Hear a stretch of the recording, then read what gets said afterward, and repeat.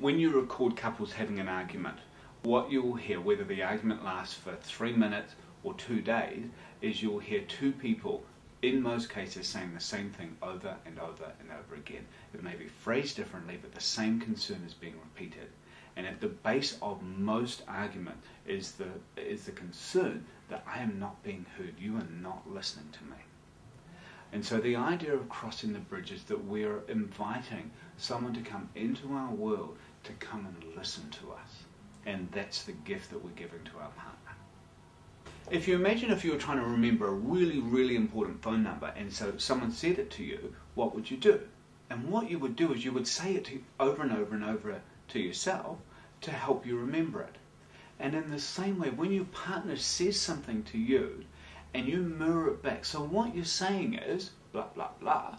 What you're communicating to your partner is that what they've said is important, and you're also feeding it back to them, which is going to help you remember it, and your partner is then able to check what it is that you heard them say.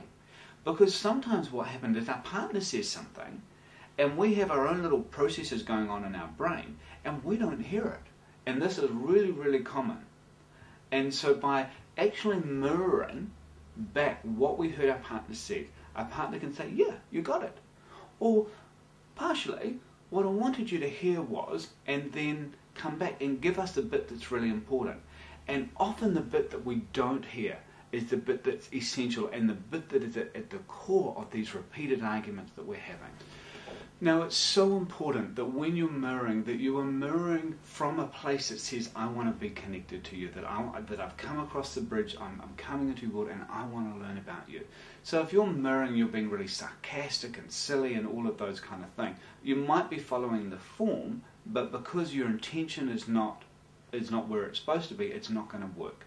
If you notice that you're getting really tense and really uptight, use your pause button and breathe, and go back so that you can be present for your partner. Just one postscript note here.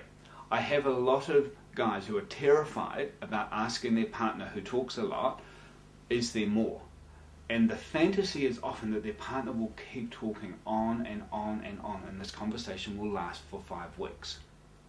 Now what actually happens is when someone is repeating themselves again and again and again, what is happening is that they don't feel heard. So when you mirror someone and you let them know that you heard them, what happens then is that the conversation becomes shorter because they feel heard, and so then they feel relaxed, and then they feel connected. The other thing that's really important is that when you are the sender, send on one topic at a time, because otherwise it just gets too confusing.